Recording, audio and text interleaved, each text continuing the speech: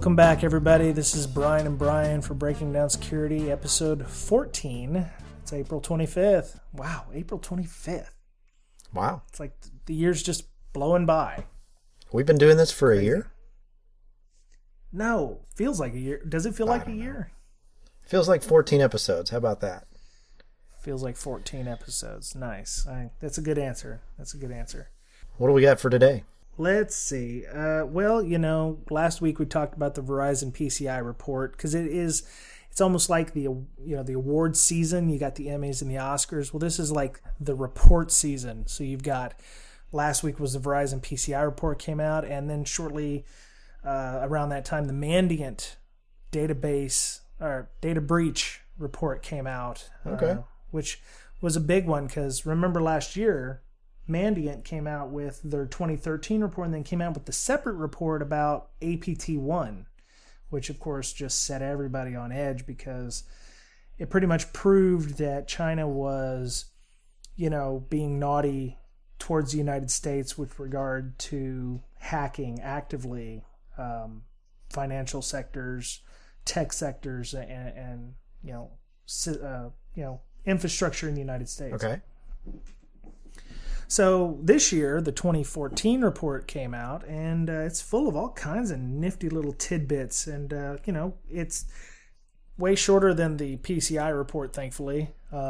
It's only about 20 or so pages. So we were going to go through it and kind of break down what the report talked about and how it compared with last year's report, the 2013 report.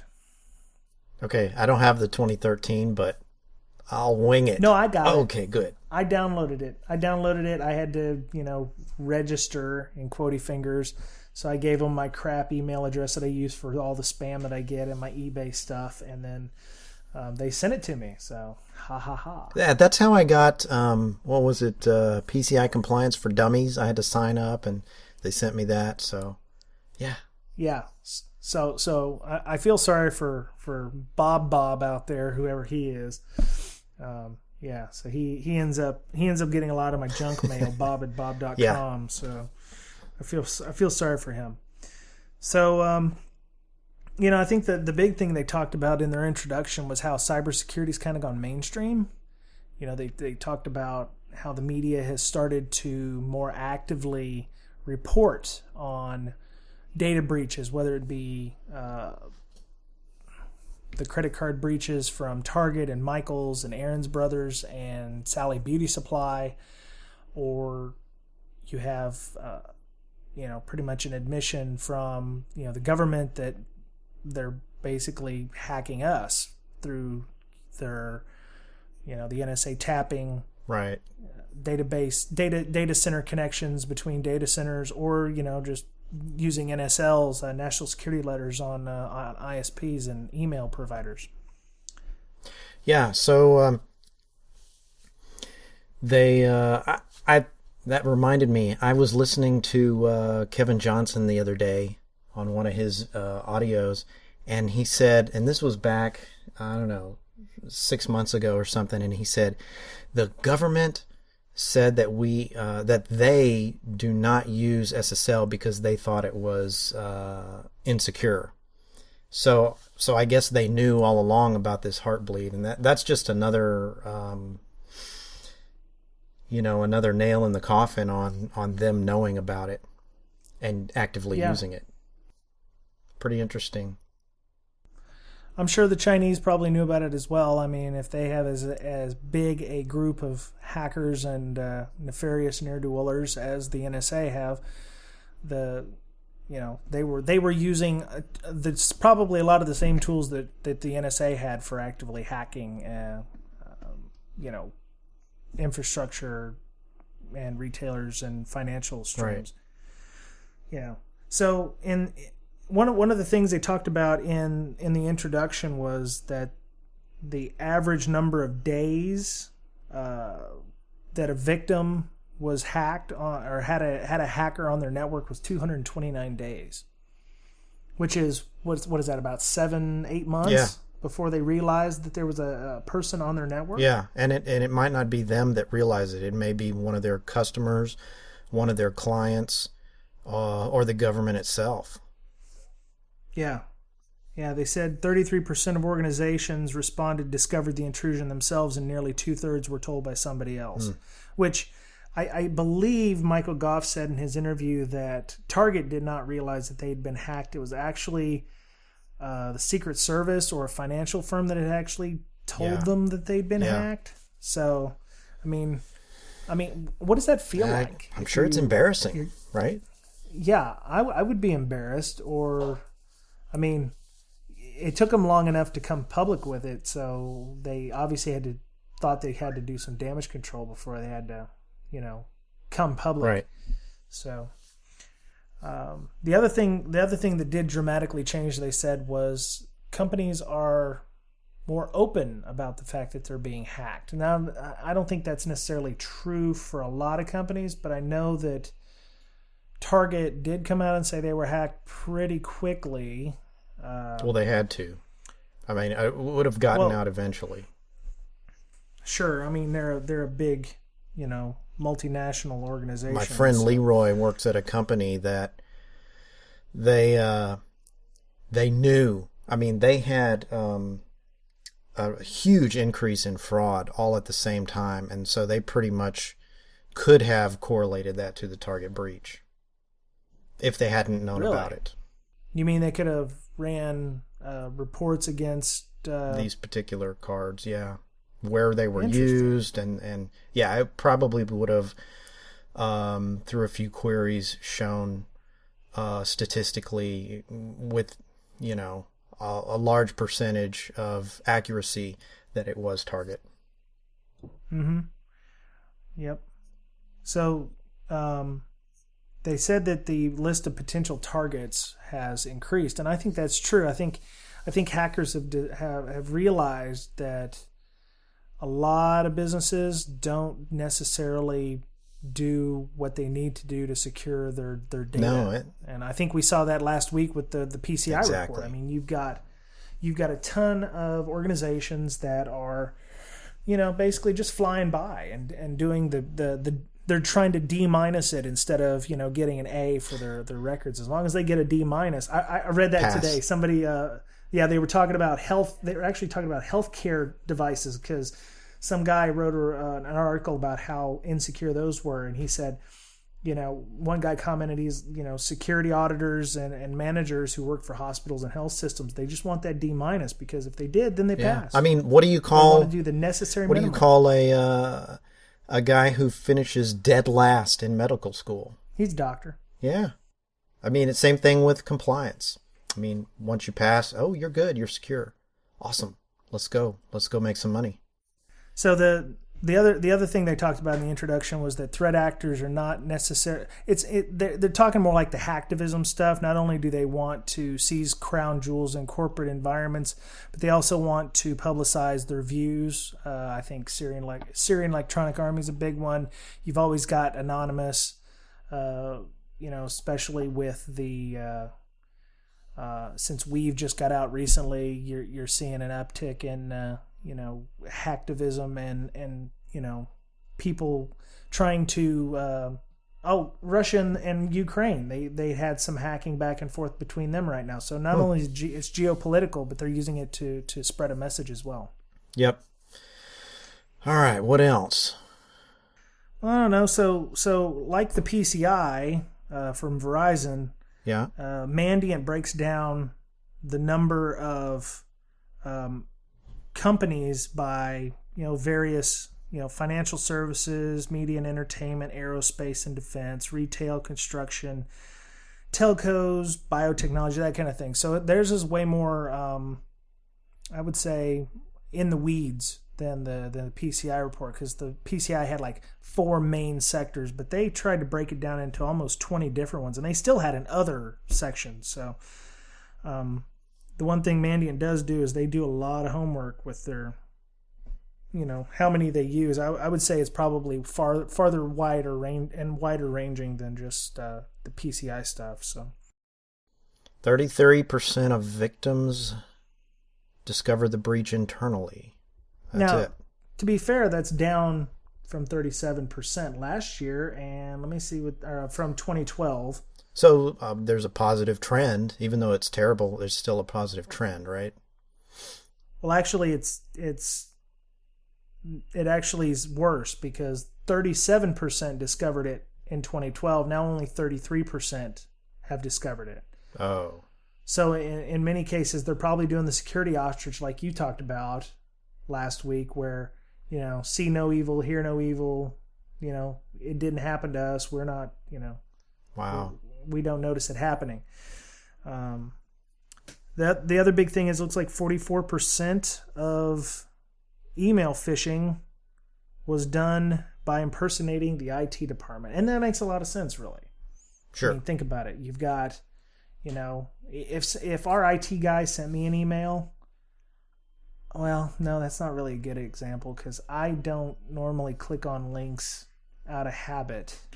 But, I mean, the vast majority, if you said, hey, it's all about trust. It's about trust, and you trust your IT department to know what they're talking about. Sure. So a lot of people would click on a link. Hey, click here, new password reset website we've set up. Click here to reset your password, and boom, you've got credentials. Or, click here.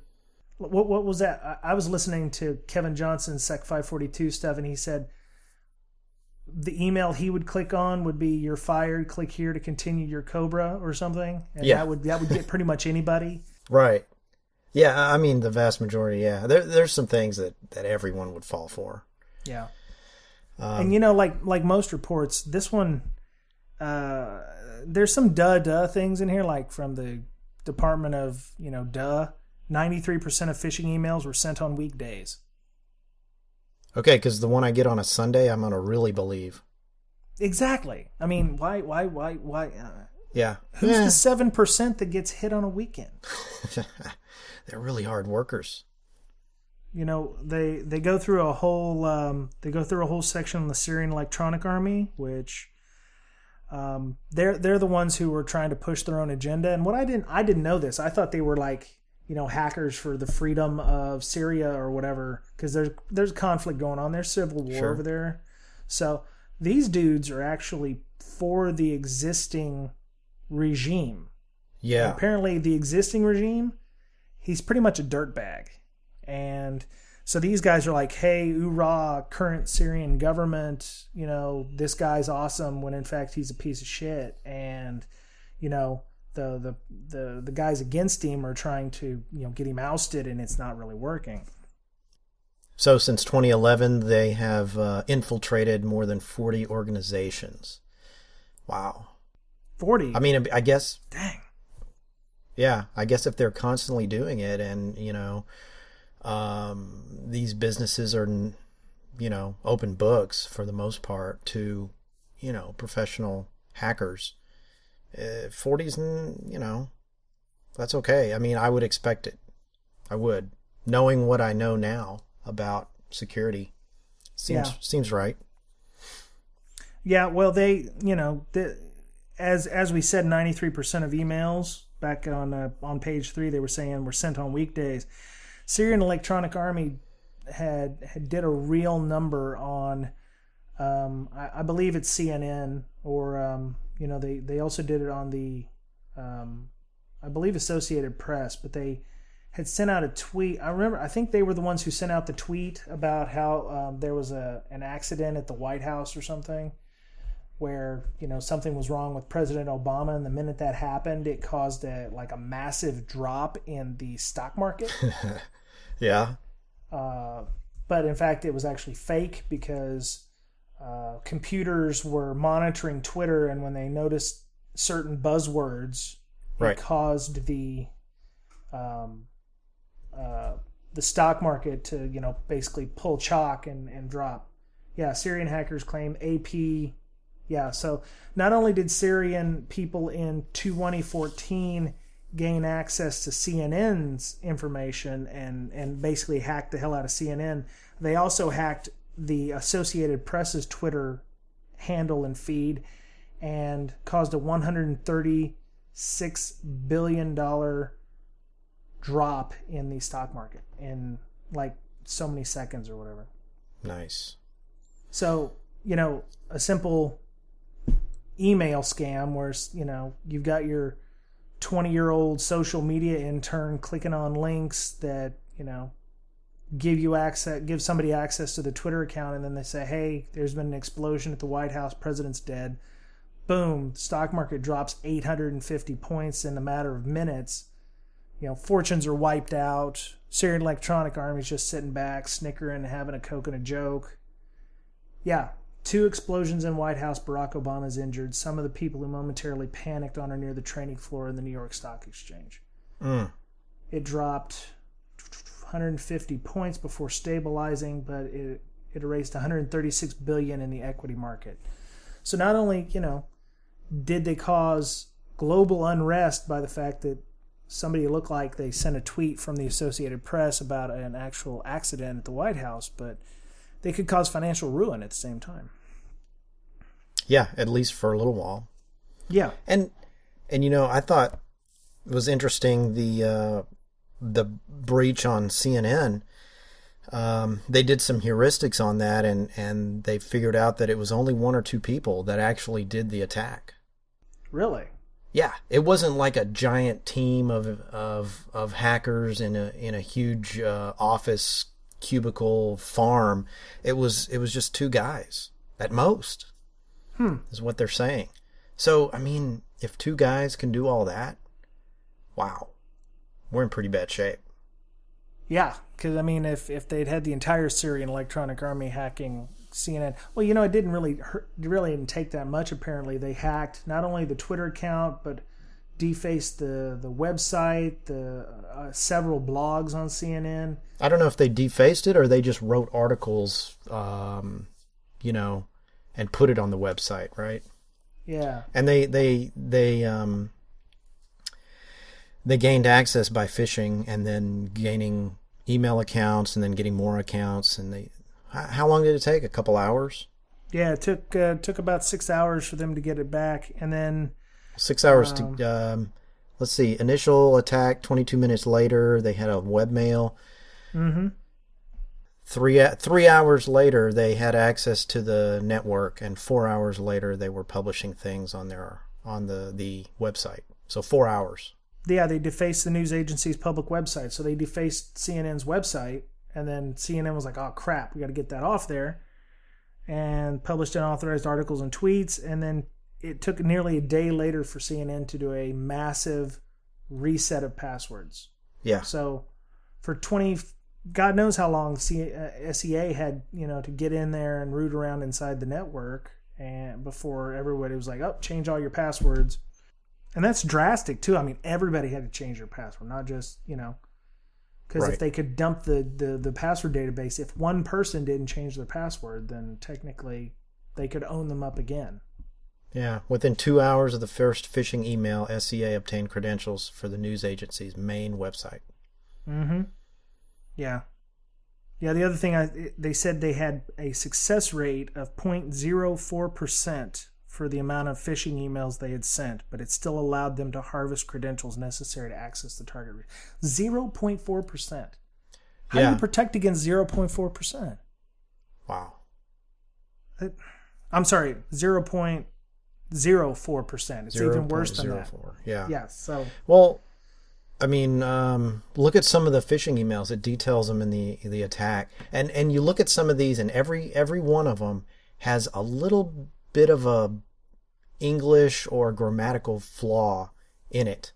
Like it says, please read the following article. It's very important. Well, they forgot the apostrophe, right? The signature, many respect. I mean, that doesn't make sense grammatically. That's true. Now the apostrophe thing, you don't know how many people I've met that haven't figured out the difference between it and its. It's and its. It's and its. Or and 2 and 2. 2 and 2 and 2. Yeah. Wow. So still, I would be, well...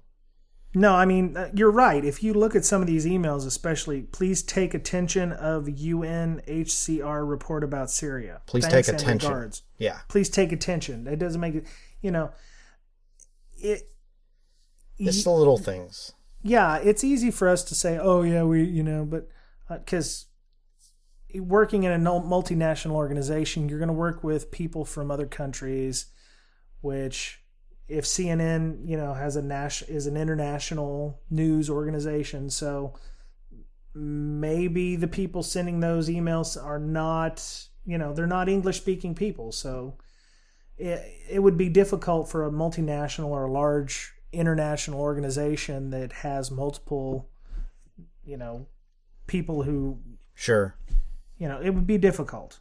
So, yeah, still, I mean, just two people. Crazy. Well, if they've got one guy working on it and then he takes a break and the other guy's working on it at the same time, or, my point is, most pen testing teams work with two people at a time. Sure. Because it just, you've got one guy working on one thing and he says, "Oh, hey, look what I found," and then that other guy takes that and goes and runs with it. And most of the time, the good ones, they get through. They get right through. That's right.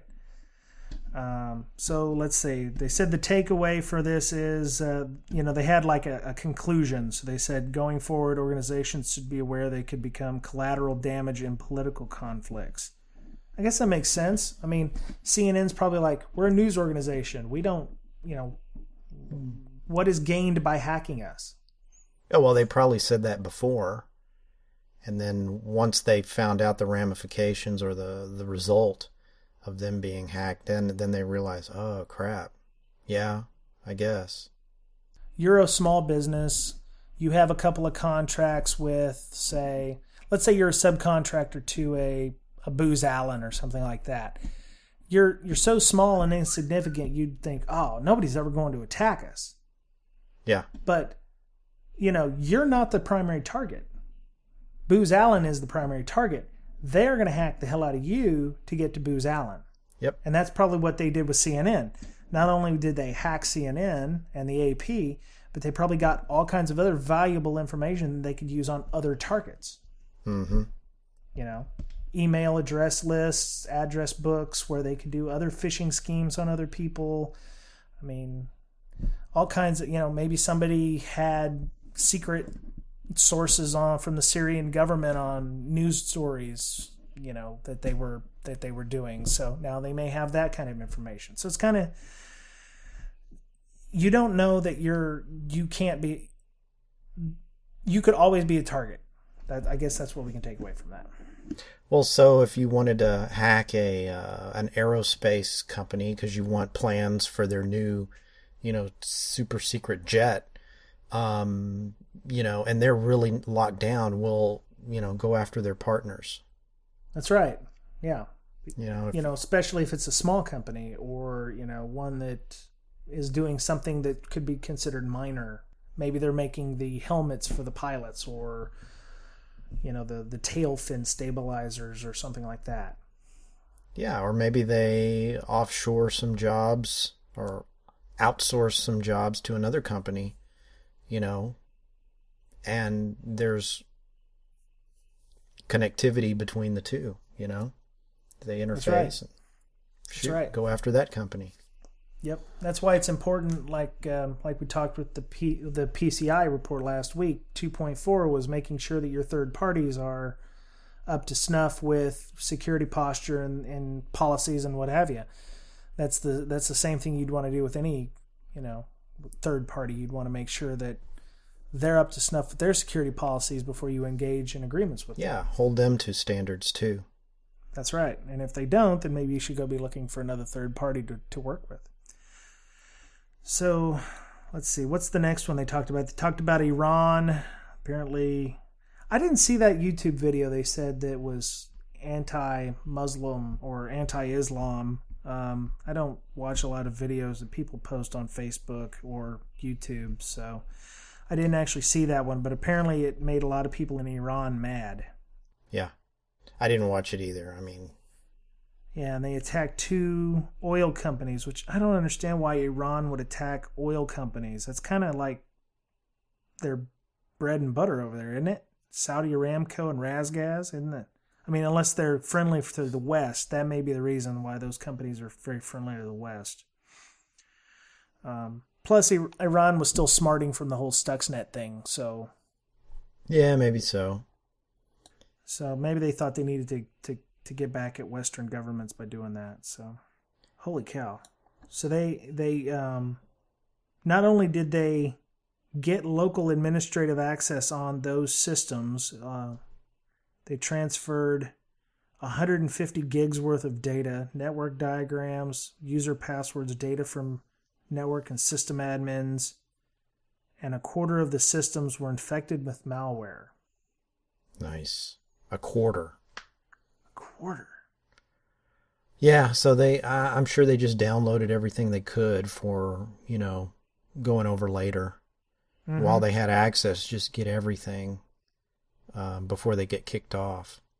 Yeah, the other thing is it looks like they may have gained persistence too. So even if they had,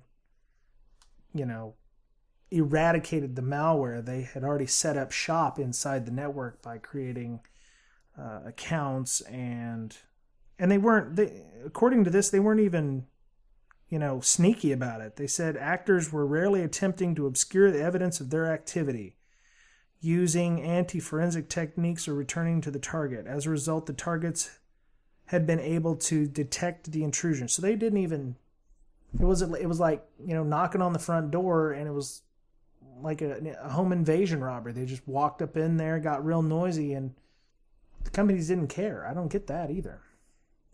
I'm not sure if they didn't care. They just didn't have the intrusion detection that they needed, right? And they found out pretty soon after because their websites defaced and all that stuff, right? True. So it was easy to find out, but because of what they did, they didn't mind leaving huge tracks in the way because they didn't want to be sneaky about it. They had a mission.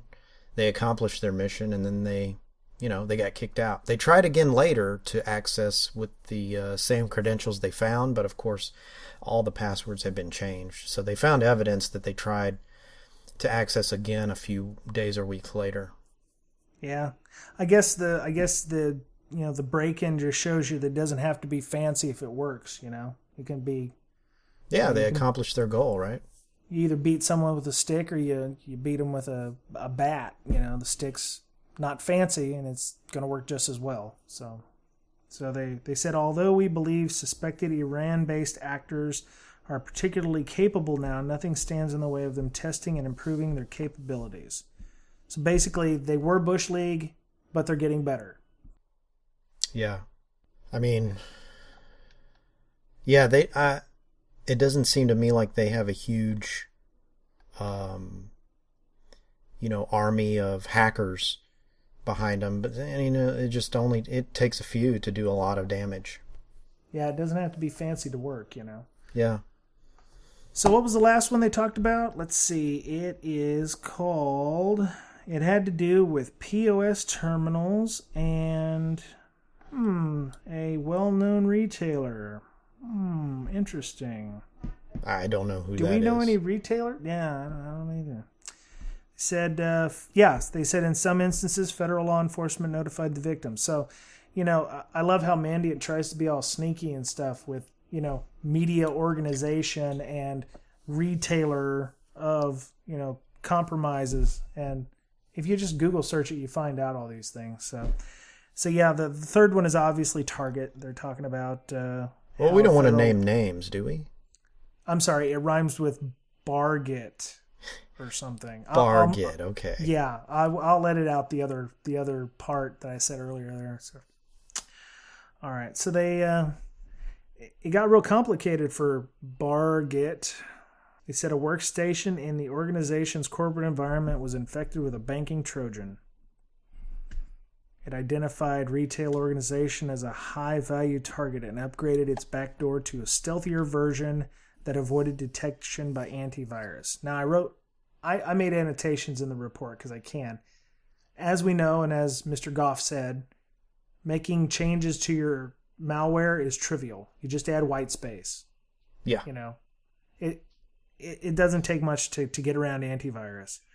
And then, they uploaded additional utilities to move laterally, so they pivoted once they got into the host, which any good, hacker can do. They pivot once they get into a host. And The other thing I found was it wasn't a stream. They stored the stolen credit card information from the POS terminals on the hosts in their network, and then during periods of inactivity uploaded it to the bad guys. Bummer. It was infected with a common backdoor Trojan, you know? And then, once the guy realizes it, and then 3 days later, a criminal organization specializing in cardholder data theft acquires access to the backdoor from the bot's owner. Nice. So the botnet owner didn't have any interest in the retailer, or perhaps he did not know how to move the credit cards like a Carter form or somebody who's used to running that kind of thing. So the botnet owner just was the middleman. He was the freelance contractor. He sold the creds. Yep. He sold the creds to the Carter, and the Carter grabbed everything that he needed. Yep, nice. Interesting. This was I believe that was what do you call it? Black POS. That was the name of the malware that was on the POS terminals that would scrape RAM and then store it locally. Okay. Yeah. Yeah. So we're on page 13 right now if you're following along in the report. So they said the threat actors leveraged Windows scheduled tasks to execute malware once an hour during the retailer's business hours. And the malware extracted the data, encoded it, and stored it in a temporary database table. Oh, nice. They had gotten in so deep, they'd gotten into the database of Bargit, retailer. Yeah. Made a temporary table, stored the data there, and then once an hour used Windows Scheduler, which I think that's the first time I've ever used or heard people use Windows Scheduler, to send it to the bad guys. Mm. The funny thing is, it was probably more secure than the actual data anywhere else in the network, because it looked like they extracted it, encoded it, and stored it. It was probably more secure at that point than the actual data elsewhere. Nice. So even hackers know how to secure data more securely than the people who have a vested interest in making sure that data is secure. Is that where it says the results were written to a flat file on the pivot machine and compressed using 7-zip archive? Yep. Nice.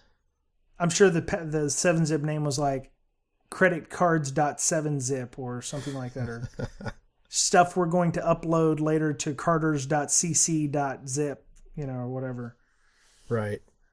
Oh my God. I can't believe it. Stolen data was in a temporary database for extracting it from the remote machines using a SQL query is an interesting approach. Well, sure, because that's not what you would expect. You would expect a steady stream of data that you could go, hey, what's this? If it's happening so many times an hour or randomly, or, when the database fills up with RAM and it's only sent at certain times, that kind of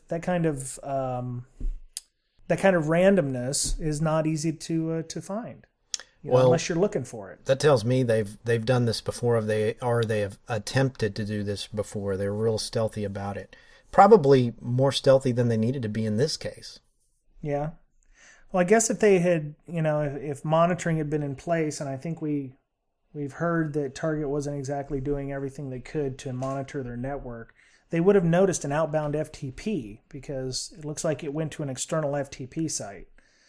And of course, the conclusion from the Mandiant report is systems that store cardholder data are large, lucrative targets. That's I'm thinking kind of a duh kind of thing. Mm-hmm. They said we expect they will reuse tactics across many victim organizations as possible. So the takeaway from this is you want to monitor your network for files of unknown origin, or whether or not large databases have been added to your network. Yeah. Check your IDSs on a regular basis. Invest in a SIM that's going to go, hey, why are you FTPing files out of your network? Monitor your egress. That's a big thing too. Not just monitor what's coming in, but also what is leaving your organization. Yeah. Definitely IDSs will tell you that. Passive vulnerability scanners. Just there's a lot of tools out there. And I guess it's hard for management to say, yes, we actually need that. because of cost, because it's more work, because that doesn't make us any money. It just prevents loss. That's true. Or helps prevent loss. So there's no bread and butter in it. So I guess the last thing they were talking about, we're on page 15 now, if you are following along in your book. They talked about China. China. Yeah, talking about compromised DoD systems and everything basically that China's gotten their hands on. They love, getting into military secrets. They've compromised several, weapon systems, littoral combat ship. Yeah, I've always heard that China wasn't really after financials. They were after, secrets, information. Yeah. So has that changed?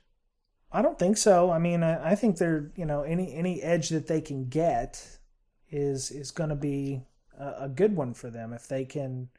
So they're more into espionage still than financial stuff. I believe so, yes.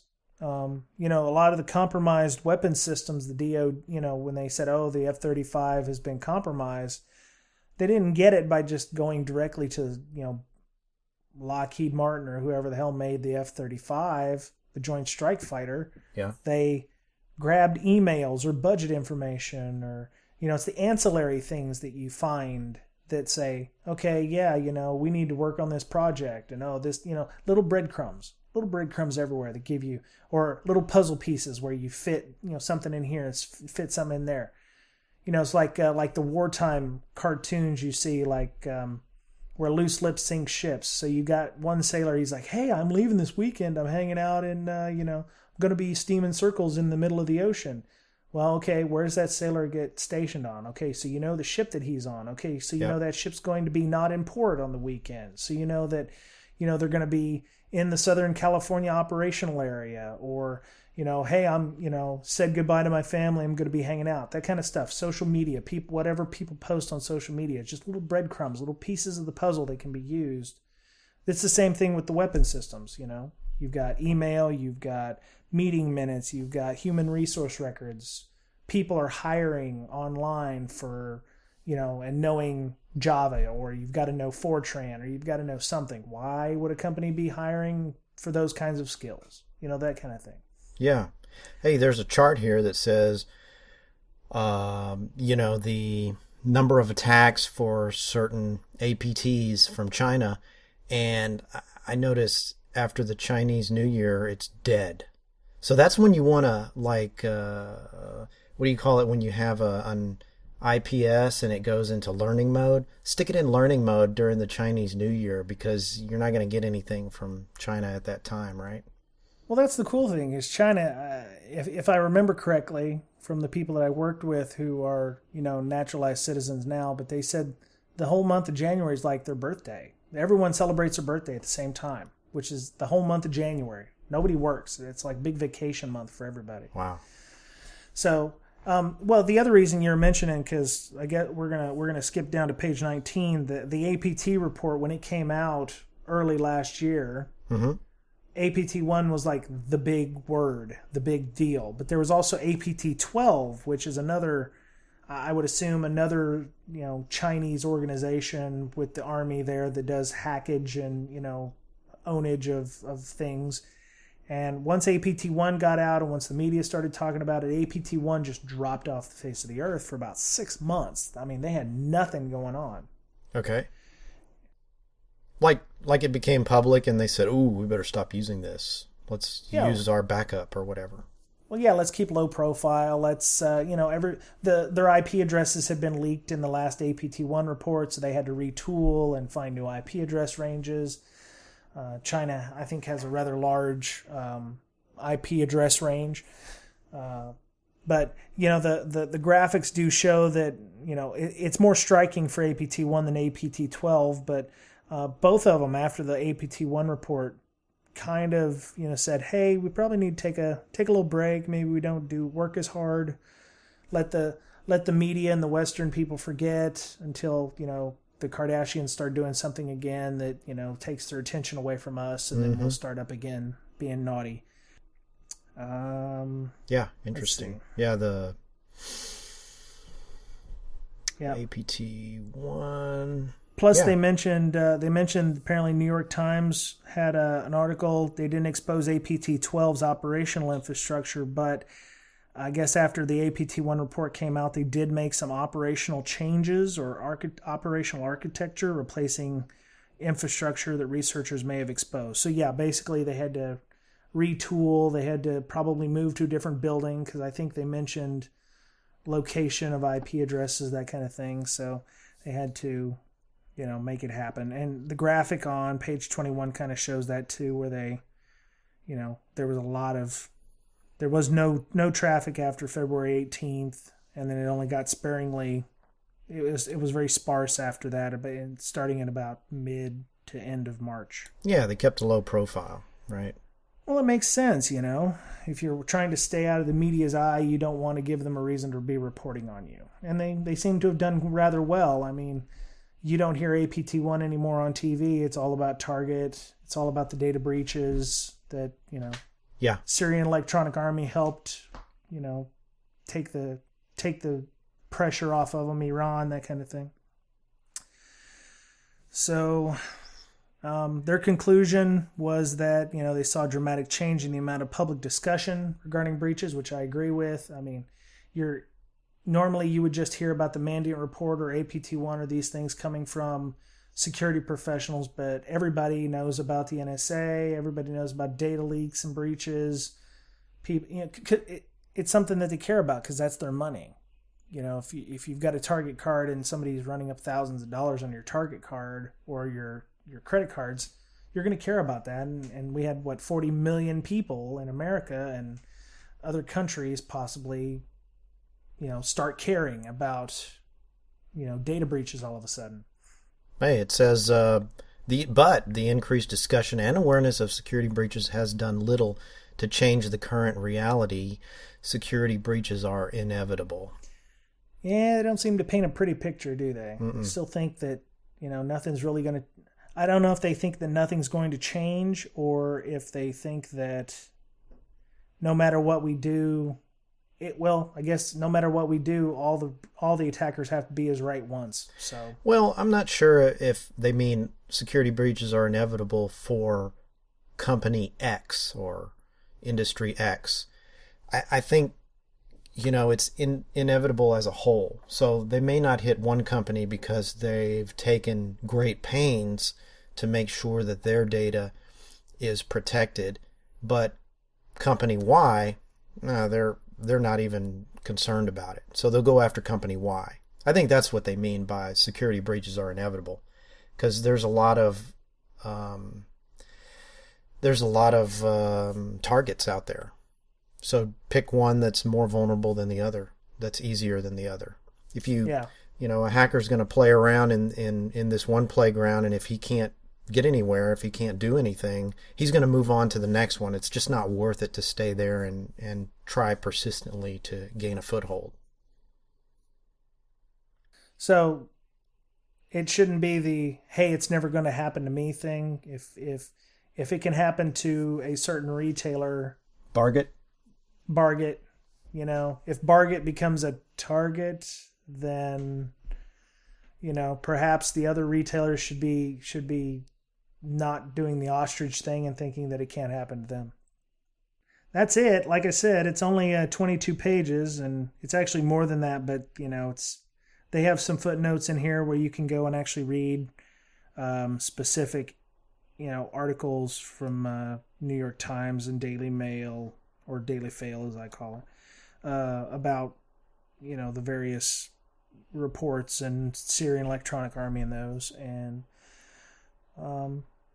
I think it was pretty good. I like talking about these reports because I think that people need to know about them, even if they're not from a technical standpoint.